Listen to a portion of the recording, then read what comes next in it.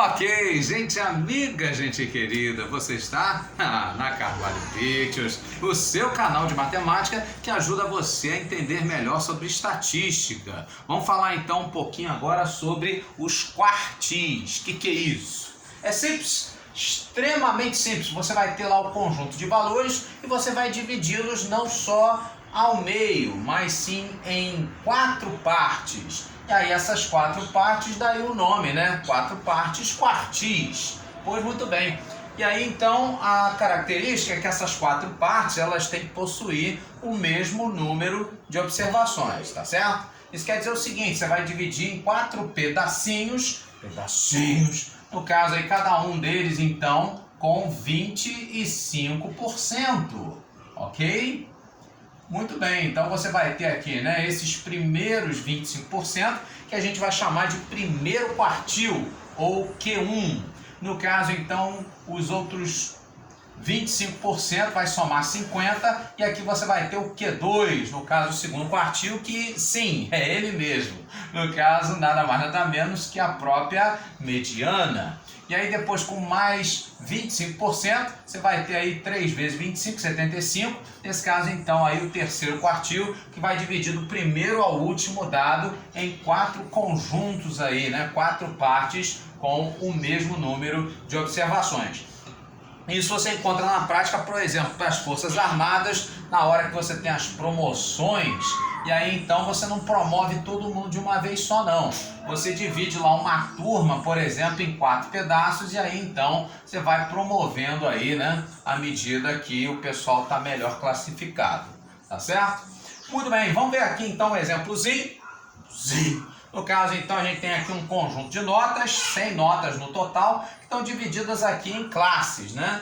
No caso aí de 0 a 20, de 20 a 40, 40 a 60, e nesse caso, então, a gente vai calcular aí quem são esses 3 quartis. Como é que a gente faz? Simples, extremamente simples. Por exemplo, no caso aqui de 0 a 20, a gente vai ter, então, 10 valores, ou seja, no caso, então, quando você começa com o 20...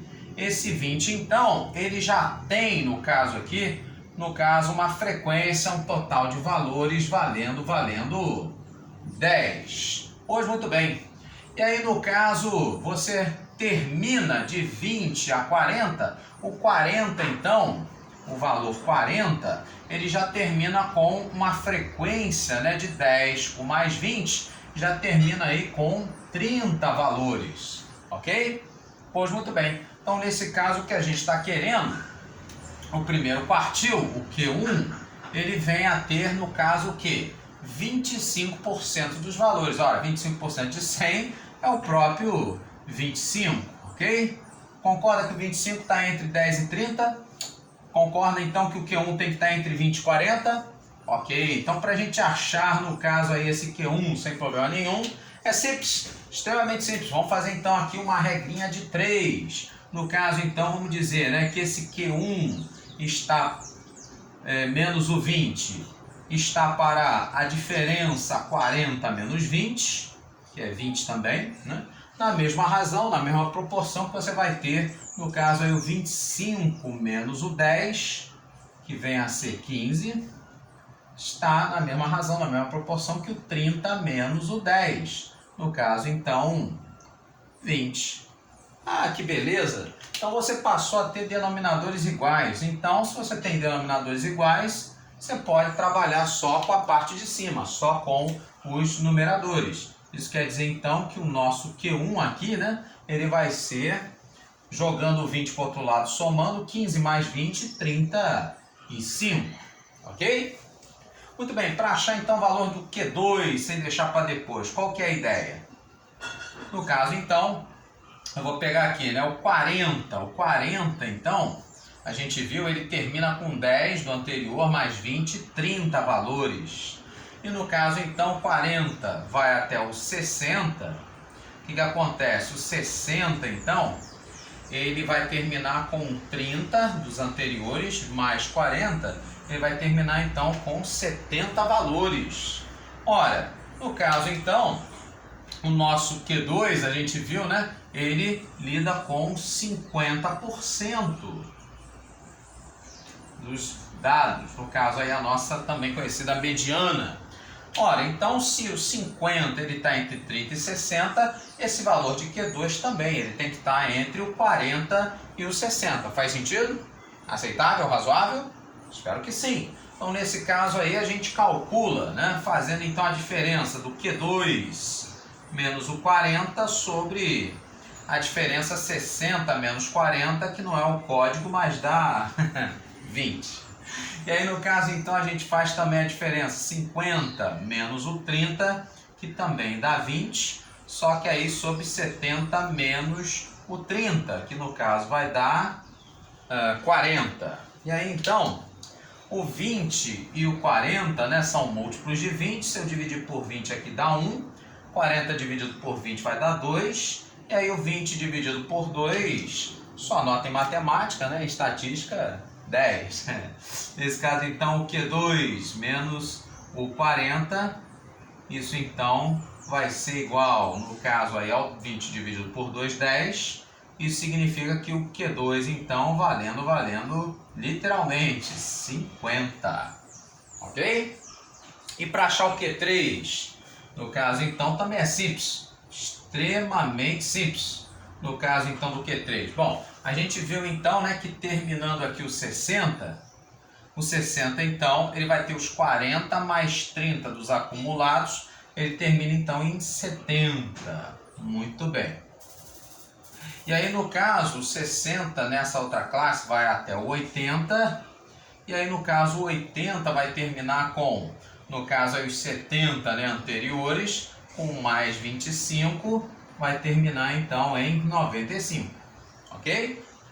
Pois muito bem, no caso então, o nosso Q3, ele envolve aí, né, 75% do total de dados. Ora, então, se 75 está entre 70 e 95, no caso então, meu Q3 obrigatoriamente vai ter que estar between, né? No caso aí entre o 60 e o 80. Justo? Muito justo? Então para a gente achar esse Q3, o que a gente faz? Simples!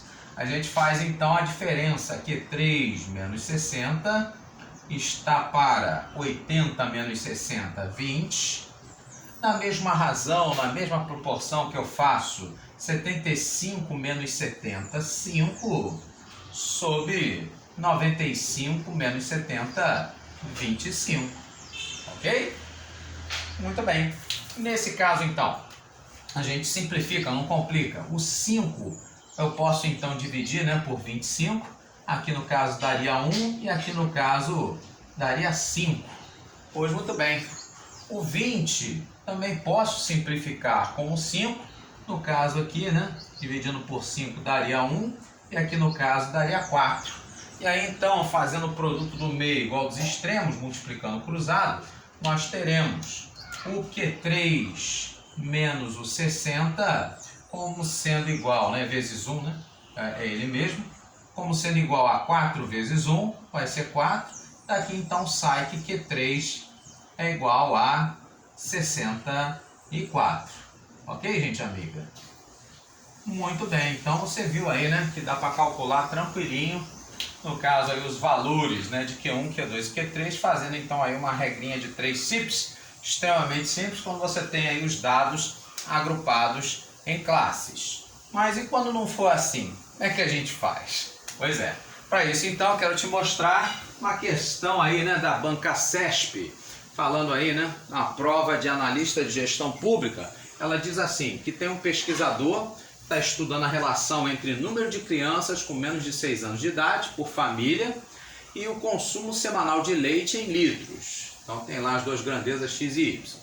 Muito bem, aí esse quadro mostra pra gente os resultados observados numa amostra aleatória simples de 9 famílias. Está aqui, né? 9 famílias, está os dados aí, né, das crianças e o consumo de leite. Então, considerando essas informações, ele colocou pra gente aí 2 itens a serem julgados.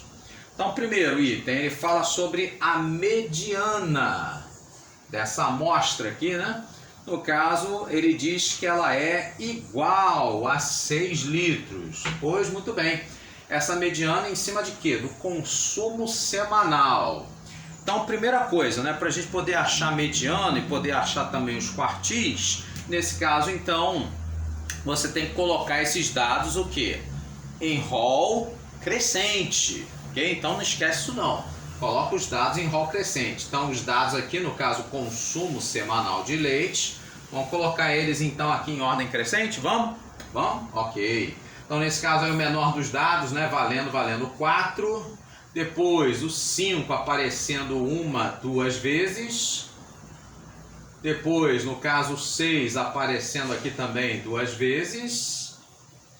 O que mais? No caso, então, o 8 aparecendo 2, 3 vezes. E fechando, no caso aí, né, com o 10. E aí, então, nós temos, né, 1, 2, 3, 4, 5, 6, 7, 8, 9. O total aí de dados, né, o nosso N aqui, né, sendo igual a 9. Ora, quando a gente tem uma quantidade ímpar de dados, como é que a gente calcula a mediana? Simples, extremamente simples. A mediana então vai ser, né, esse n mais 1 dividido por 2, ou seja, 10 dividido por 2 vai ser o nosso quinto dado, o dado do meio. Então tá aqui, ó, 1, 2, 3, 4, 5.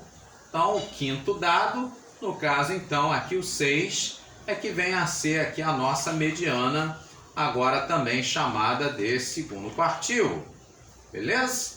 Então, de fato, ele diz que é igual a 6, então essa afirmação, ela está certa.